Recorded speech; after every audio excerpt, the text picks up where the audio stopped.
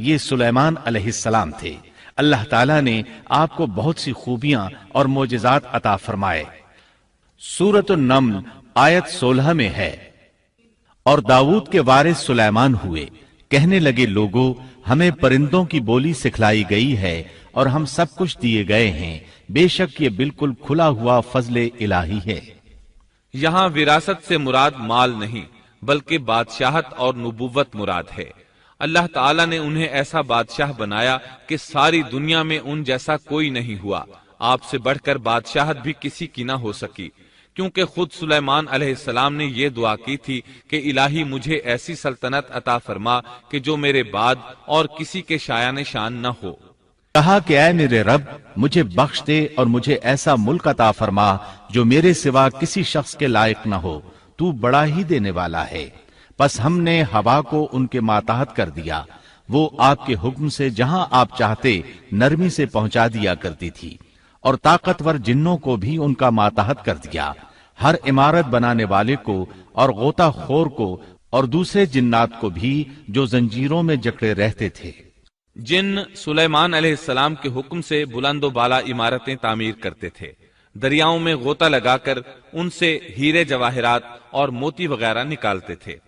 دوسرے جو کام عام انسانوں کی طاقت سے زیادہ ہوتے تھے وہ آپ جنوں سے لیا کرتے تھے۔ جو جن آپ کے حکم سے سرتابی کرتے یا شرارتیں کر کے کام میں رکاوٹ ڈالتے یا دوسروں کو تنگ کرتے تو آپ انہیں زنجیروں میں جکڑ کر قید خانے میں ڈال دیتے، اور یہ آپ پر اللہ کی طرف سے بہت بڑا انعام اور احسان تھا، جیسا کہ اللہ تعالیٰ سورۃ صاد آیت 39 میں فرماتے ہیں، یہ ہے ہمارا عطیہ، اب تو احسان کر یا روک رکھ، کچھ حساب نہیں۔ اللہ تعالیٰ نے سلیمان علیہ السلام کو ان پر قبضہ اور اختیار دے دیا اور فرمایا اب آپ کی مرضی، آپ انہیں سزا دیں یا درگزر کریں، کسی کو کچھ دیں یا روک لیں، آپ کے لیے سب کچھ جائز ہے۔ دوسرے مقام پر اللہ تعالیٰ سورہ سبا آیت 12 میں فرماتے ہیں، اور اس کے رب کے حکم سے بعض جنات اس کی ماتحتی میں اس کے سامنے کام کرتے تھے، اور ان میں سے جو بھی ہمارے حکم سے سرکشی کرے ہم اسے بھڑکتی ہوئی آگ کے عذاب کا مزہ چکھائیں گے۔ اس طرح اللہ تعالیٰ سورہ سبا آیت 13 میں فرماتے ہیں، جو کچھ سلیمان چاہتے جنات وہ تیار کر دیتے، مثلاً قلعے، مجسمے اور حوضوں جیسے پیالے اور چولہوں پر جمی ہوئی مضبوط دیگیں۔ اے آل داؤد اس کے شکریے میں نیک عمل کرو، میرے بندوں میں سے شکر گزار کم ہی ہیں۔ یعنی جنات سلیمان علیہ السلام کے حکم کے مطابق بڑے بڑے محل، مساجد، قلعے، مختلف مساجد کے ماڈل یا سینریوں کے ماڈل، بڑے بڑے تھال اور اتنی بڑی دیگیں بناتے تھے جو بوجھل اور نقل و حمل کے قابل نہ ہونے کی وجہ سے کسی خاص مقام پر نصب کر دی جاتی تھی، اور یہ آپ پر اللہ تعالیٰ کا عظیم احسان تھا۔ اس کے علاوہ دیگر معجزات سے بھی اللہ تعالیٰ نے آپ کو سرفراز فرمایا تھا، جیسا کہ سورۃ الانبیاء آیت 82 میں اللہ تعالیٰ فرماتے ہیں، اسی طرح بہت سے شیاطین بھی ہم نے اس کے تابع کیے تھے جو اس کے فرمان سے غوطہ لگاتے تھے، اور اس کے سوا بھی بہت سے کام کرتے تھے، ان کے نگہبان ہم ہی تھے۔ یہ تمام اقتدار اللہ تعالیٰ نے آپ کو عطا کیا تھا۔ آپ کے معجزات میں سے ایک معجزہ یہ بھی تھا کہ ہوا آپ کے لیے مسخر یعنی مطیع و فرما بردار تھی۔ اللہ تعالیٰ سورہ صاد آیت 36 میں فرماتے ہیں، بس ہم نے ہوا کو ان کے ماتحت کر دیا، وہ آپ کے حکم سے جہاں آپ چاہتے نرمی سے پہنچا دیا کرتی تھی۔ اللہ تعالیٰ سورۃ الانبیاء آیت 81 میں فرماتے ہیں، اور ہم نے تیز و تند ہوا کو سلیمان کے تابع کر دیا جو اس کے فرمان کے مطابق اس زمین کی طرف چلتی تھی جہاں ہم نے برکت دے رکھی ہے، اور ہم ہر چیز کا علم رکھنے والے ہیں۔ اسی طرح اللہ تعالیٰ سورہ سبا آیت 12 میں فرماتے ہیں، اور ہم نے سلیمان کے لیے ہوا کو مسخر کر دیا کہ صبح کی منزل اس کی مہینہ بھر کی ہوتی تھی اور شام کی منزل بھی مہینہ بھر کی ہوتی تھی۔ دیگر معجزات کی طرح اللہ تعالیٰ نے سلیمان علیہ السلام کو یہ معجزہ بھی عطا فرمایا کہ تیز و تند ہوا کو ان کا تابع فرمان بنا دیا۔ آپ اس ہوا کو جس طرح کا حکم دیتے وہ حکم کی تعمیل کرتی، اور اس طرح آپ ایک ماہ کا سفر چند گھنٹوں میں طے کر لیا کرتے تھے۔ داؤد علیہ السلام کو تو اللہ تعالیٰ نے لوہے کی ڈھلائی کا کام سکھایا تھا، جبکہ سلیمان علیہ السلام کو لوہے کی ڈھلائی کے علاوہ تانبے کی ڈھلائی کا فن بھی سکھایا۔ سورہ سبا آیت 12 میں اللہ تعالیٰ فرماتے ہیں، اور ہم نے اس کے لیے تانبے کا چشمہ بہا دیا۔ اس چشمے میں پانی کی بجائے تانبا بہتا تھا، آپ اس سے جو چاہتے بنا لیتے۔ آپ گھوڑوں کو بہت پسند فرماتے تھے، آپ کے پاس بہت سے گھوڑے تھے۔ اللہ تعالیٰ سورۃ صاد آیت 30 تا 33 میں فرماتے ہیں، اور ہم نے داؤد کو سلیمان عطا فرمایا جو بڑا اچھا بندہ تھا اور بے حد رجوع کرنے والا تھا۔ جب ان کے سامنے شام کے وقت تیز رو خاصے کے گھوڑے پیش کیے گئے تو کہنے لگے، میں نے ان گھوڑوں پر اپنے پروردگار کی یاد کو ترجیح دی یہاں تک کہ آفتاب غروب ہو گیا۔ ان گھوڑوں کو دوبارہ میرے سامنے لاؤ۔ پھر تو ان کی پنڈلیوں اور گردنوں پر ہاتھ پھیرنے لگے۔ گھوڑے 20,000 سے زائد تھے۔ گھوڑوں کے معائنے میں ان کا روزمرہ کا ذکر رہ گیا۔ تب انہیں ذکر الہی کا خیال آیا، جس پر انہیں سخت صدمہ ہوا اور کہنے لگے کہ میں گھوڑوں کی محبت میں اتنا گم ہو گیا کہ سورج غروب ہو گیا۔ تو ان گھوڑوں کو دوڑایا کہ وہ نظروں سے اوجھل ہو گئے۔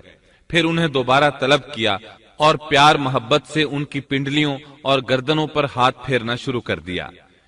امام بخاری نے ابو ہریرہ رضی اللہ عنہ سے روایت کی ہے کہ ایک مرتبہ سلیمان علیہ السلام نے ارادہ کیا کہ اس شب میں اپنی بیویوں کے ساتھ ازدواجی فریضہ ادا کروں گا تو میری ہر ایک بیوی سے لڑکا پیدا ہوگا اور وہ میدان جہاد کا مجاہد بنے گا، لیکن اس ارادے کے ساتھ انشاءاللہ کہنا بھول گئے۔ اللہ تعالیٰ کو جلیل القدر پیغمبر کا یہ طرز پسند نہ آیا، چنانچہ اللہ تعالیٰ نے سلیمان علیہ السلام کے اس دعوے کو اس طرح غلط ثابت کر دیا کہ تمام بیویوں میں سے صرف ایک بیوی کے ہاں مردہ بچہ پیدا ہوا۔ تب سلیمان علیہ السلام کو احساس ہوا کہ یہ انشاءاللہ نہ کہنے کا نتیجہ ہے، چنانچہ انہوں نے فوری توبہ کی اور انشاءاللہ کہنے کو اپنا معمول بنا لیا۔ اللہ تعالیٰ نے آپ کو فیصلہ کرنے کی زبردست صلاحیت عطا فرمائی تھی۔ سورۃ الانبیاء آیت 87 میں ہے، اور داؤد اور سلیمان کو یاد کیجئے جبکہ وہ کھیت کے معاملے میں فیصلہ کر رہے تھے کہ کچھ لوگوں کی بکریاں اس میں چر چگ گئی تھیں اور ان کے فیصلے میں ہم موجود تھے۔ ہوا یہ کہ دو آدمی ہمسائے تھے، ان میں جھگڑا ہو گیا۔ ان میں سے ایک کے پاس کھیت تھا، اس میں اس نے فصل بو رکھی تھی، دوسرے کے پاس کچھ بکریاں تھیں۔ بکریوں کا چرواہا رات کے وقت دیوار والے دروازے کو بند کر دیتا تھا تاکہ بکریاں نکل کر فصل کو نقصان نہ پہنچائیں۔ ایک دن وہ دروازہ بند کرنا بھول گیا، بکریاں کھیت میں آ کر چرنے لگیں، فصل خراب ہو گئی۔ دونوں داؤد علیہ السلام کے پاس آئے، اپنا مقدمہ پیش کیا۔ داؤد علیہ السلام قاضی بھی تھے۔ اس وقت سلیمان علیہ السلام کہیں گئے ہوئے تھے۔ داؤد علیہ السلام مقدمہ سن کر کہنے لگے، یہ بکریوں والے کی سستی کا نتیجہ ہے، اس کا حل یہی ہے کہ وہ تیری بکریاں اپنی تحویل میں لے لے۔ دونوں فریق باہر نکلے تو سلیمان علیہ السلام سے ملاقات ہوئی۔ انہوں نے تفصیل سن کر فرمایا، میرے ساتھ آؤ۔ وہ انہیں داؤد علیہ السلام کے پاس لے آئے اور بولے، اس مقدمے کا اس سے بہتر فیصلہ یہ ہے کہ یہ بکریاں زمین والے کو دے دیں اور زمین بکریوں والے کو۔ جب بکریوں والا زمین کو پہلی حالت میں اگا دے گا تو آپ دونوں کی چیزیں انہیں لوٹا دیں۔ اس دوران کھیتی کا مالک بکریوں کے دودھ سے فائدہ حاصل کرتا رہے گا۔ یہ فیصلہ زیادہ بہتر ہے۔ اس سے بکریوں والا اپنی بکریوں سے بالکل محروم نہ ہوا اور کھیتی والے کا نقصان پورا ہو گیا۔ یہ فیصلہ آپ کو اللہ تعالیٰ نے سمجھایا تھا۔ اللہ تعالیٰ سورۃ الانبیاء آیت 89 میں فرماتے ہیں، ہم نے اس کا صحیح فیصلہ سلیمان کو سمجھا دیا، ہاں ہر ایک کو ہم نے علم و حکمت سے نوازا تھا۔ بخاری اور مسلم میں ایک حدیث ہے، اس میں اسی قسم کا ایک واقعہ بیان ہوا ہے کہ دو عورتیں اپنا مقدمہ داؤد علیہ السلام کے پاس لائیں۔ دونوں کو اللہ نے ایک ایک بچہ دے رکھا تھا۔ ایک بھیڑیے نے حملہ کر کے بڑی عمر والی کا بچہ چیر پھاڑ ڈالا۔ عورت چالاک تھی، اس نے چھوٹی عمر والی کا بچہ چھین لیا کہ یہ میرا بچہ ہے۔ داؤد علیہ السلام نے دیکھا بچہ بڑی عورت کے پاس ہے تو اس کے حق میں فیصلہ دے دیا۔ سلیمان علیہ السلام نے داؤد علیہ السلام سے اجازت چاہتے ہوئے کہا، کیا میں اس مقدمے کا فیصلہ کر سکتا ہوں؟ انہوں نے اجازت دے دی۔ سلیمان علیہ السلام نے عورت سے کہا، بچہ مجھے دے دو۔ بچہ ہاتھ میں لے کر انہوں نے تلوار نکالی اور دونوں عورتوں سے فرمایا، میں اس کے 2 ٹکڑے کر کے تم دونوں میں برابر برابر تقسیم کرنے لگا ہوں۔ یہ سن کر بڑی عورت بولی کہ ٹھیک ہے، جبکہ چھوٹی عورت مامتا کی وجہ سے چلا اٹھی کہ آپ اسے زندہ رہنے دیں اور اسے دے دیں۔ یہ سنتے ہی سلیمان علیہ السلام بول اٹھے، تو ہی اس کی ماں ہے، جس سے اپنے بچے کے ٹکڑے دیکھنا برداشت نہ ہو سکا، پھر بچہ اسے دے دیا۔ سلیمان علیہ السلام کا ایک تیسرا واقعہ قرآن میں یوں ہے، سورۃ النمل آیت 17 اور 18 میں ہے، اور سلیمان کے سامنے ان کے تمام لشکر جنات، انسان اور پرندوں میں سے جمع کیے گئے، ہر قسم الگ الگ کھڑی کر دی گئی۔ جب وہ چیونٹیوں کے میدان میں پہنچے تو ایک چیونٹی نے کہا، اے چیونٹیوں، اپنے اپنے گھروں میں گھس جاؤ، ایسا نہ ہو کہ بے خبری میں سلیمان اور ان کا لشکر تمہیں روند ڈالے۔ ان تمام لشکروں کو اکٹھا کیا گیا تھا۔ اللہ تعالیٰ نے چیونٹی کی یہ بات سلیمان علیہ السلام کو سنوا دی۔ سورہ نمل آیت 19 میں ہے، اس کی اس بات پر سلیمان مسکرا کر ہنس پڑے اور دعا کرنے لگے کہ اے پروردگار، تو مجھے توفیق دے کہ میں تیری ان نعمتوں کا شکر بجا لاؤں جو تو نے مجھ پر انعام کی ہیں، اور میں ایسے نیک اعمال کرتا رہوں جن سے تو خوش رہے، اور مجھے اپنی رحمت سے نیک بندوں میں شامل فرما۔ آپ کا ایک واقعہ ملکہ بلقیس کے ساتھ پیش آیا۔ سورہ نمل آیت 20 تا 25 میں ہے، آپ نے پرندوں کی دیکھ بھال کی اور فرمانے لگے، کیا بات ہے کہ ہدہد نظر نہیں آ رہا؟ کیا وہ واقعی غیر حاضر ہے؟ یقیناً میں اسے سخت سزا دوں گا، یا اسے ذبح کر ڈالوں گا، یا وہ میرے سامنے کوئی معقول وجہ بیان کرے۔ کچھ زیادہ دیر نہ گزری تھی کہ اس نے آ کر کہا، میں ایک ایسی خبر لایا ہوں کہ آپ کو اس کی خبر ہی نہیں، اور میں سبا کی ایک سچی خبر آپ کے پاس لایا ہوں۔ میں نے دیکھا ہے کہ ان کی بادشاہ ایک عورت ہے جسے ہر قسم کی چیز سے کچھ نہ کچھ دیا گیا ہے، اور اس کا تخت بھی بڑا عظیم ہے۔ میں نے اسے اور اس کی قوم کو اللہ تعالیٰ کو چھوڑ کر سورج کو سجدہ کرتے ہوئے پایا ہے۔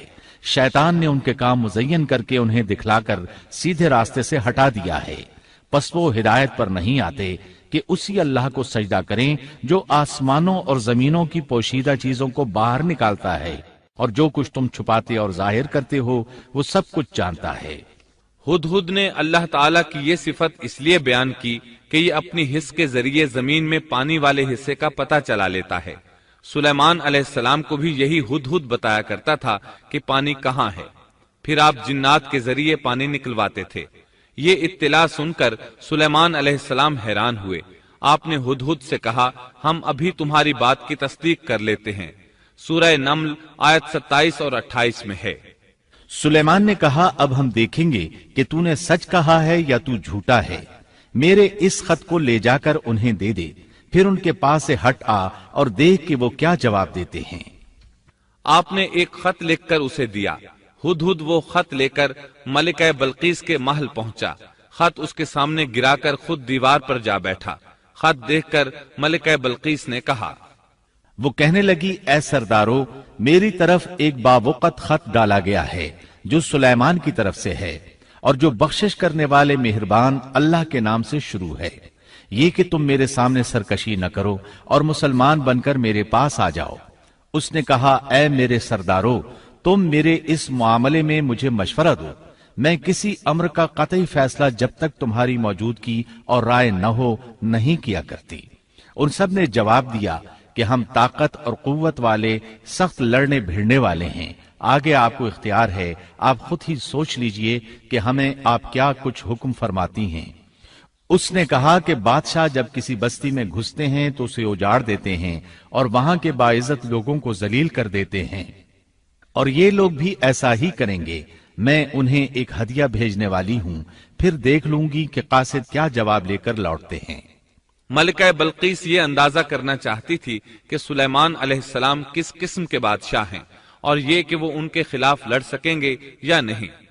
چنانچہ اس نے فلسطین کی طرف بے شمار تحائف روانہ کیے تاکہ لڑائی کی نوبت نہ آئے، لیکن جب یہ تحائف سلیمان علیہ السلام کے پاس پہنچے تو آپ غضبناک ہو گئے۔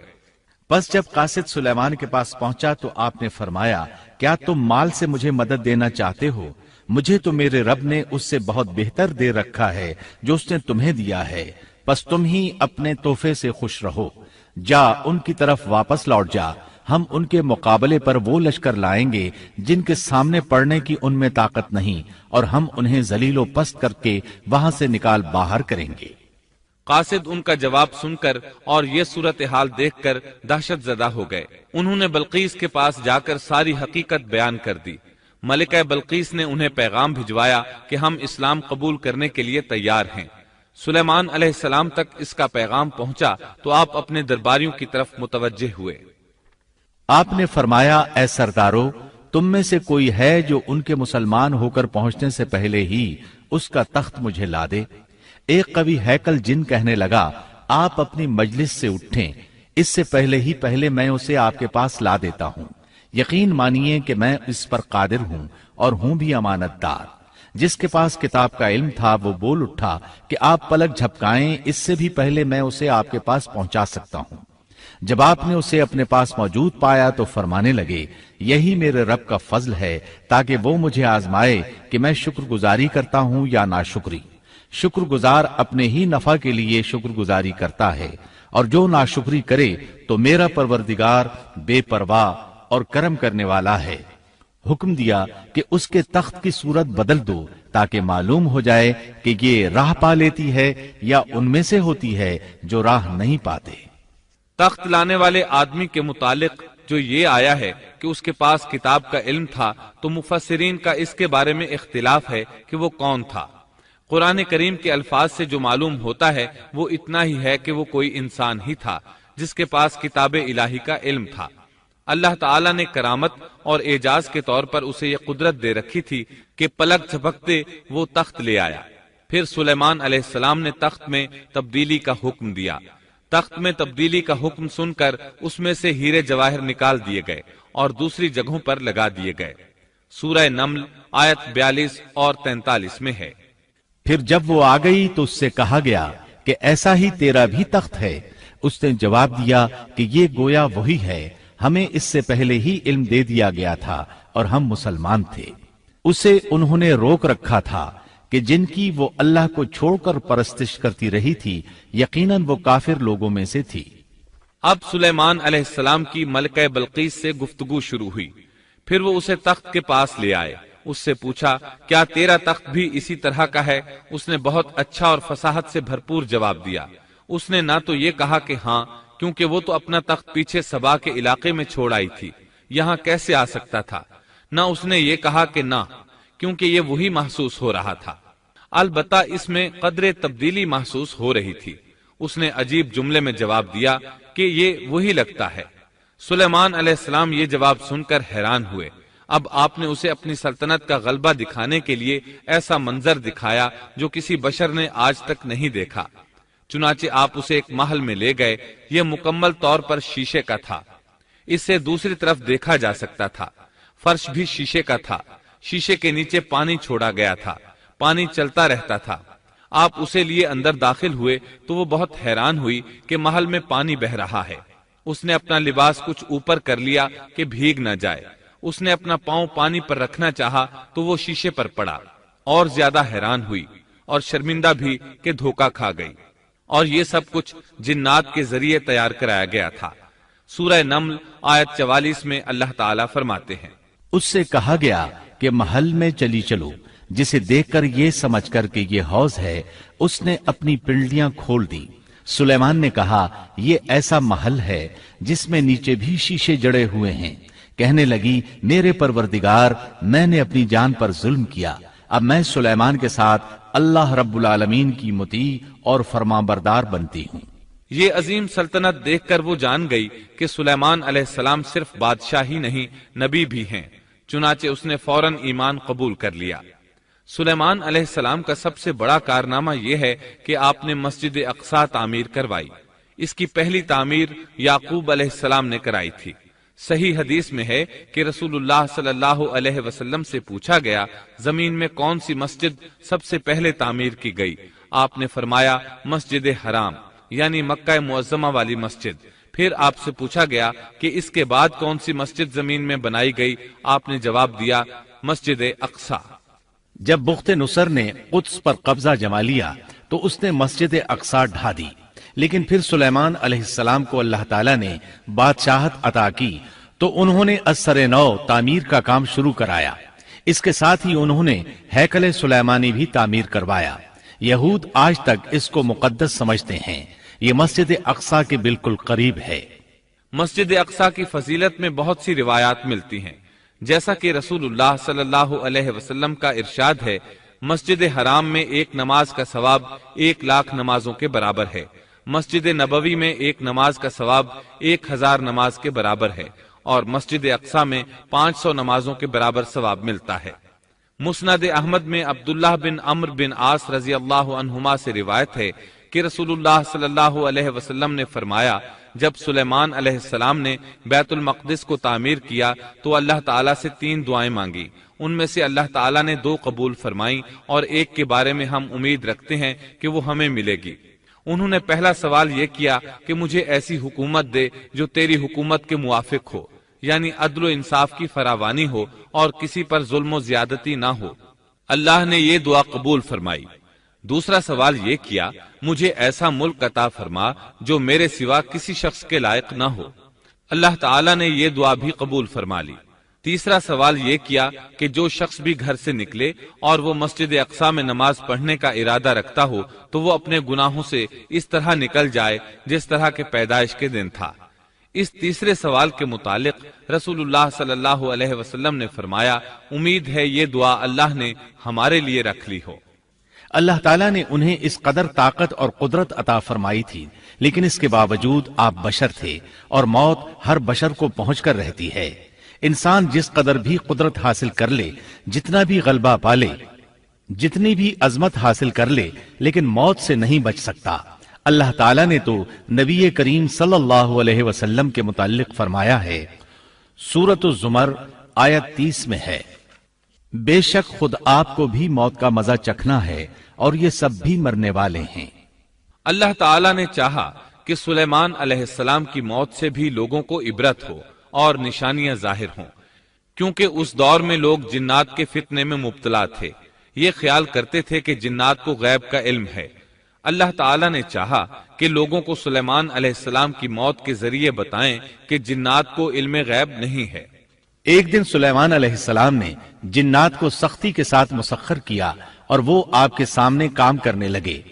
آپ ان کی نگرانی کرتے رہتے۔ جنات کے دلوں میں آپ کا بہت خوف تھا۔ آپ انہیں سستی کرنے پر سخت سزا دیتے تھے۔ آپ کھڑے ان کی نگرانی کر رہے تھے۔ اس وقت آپ کی عمر 150 سال تھی۔ جنات بیت المقدس کی تعمیر میں مصروف تھے۔ ایسے میں آپ نے اپنا عصا پکڑا اور اس پر اپنی ہتھیلیاں ٹکا دیں، پھر ہتھیلیوں پر اپنا سر رکھ دیا۔ اس طرح ان کی نگرانی کرتے رہے۔ اسی حالت میں اللہ تعالیٰ نے آپ کی روح قبض کر لی، تاہم آپ کی آنکھیں کھلی رہیں۔ ادھر جن مسلسل کام میں لگے رہے۔ وہ یہی خیال کرتے رہے کہ سلیمان علیہ السلام زندہ ہیں اور انہیں دیکھ رہے ہیں۔ آپ کا خلیفہ آیا تو وہ جان گیا آپ انتقال کر گئے ہیں، لیکن اس نے بھی جنات پر یہ بات ظاہر نہ کی۔ اس طرح 2 سال گزر گئے۔ جن اس قدر سخت نگرانی پر حیران تھے۔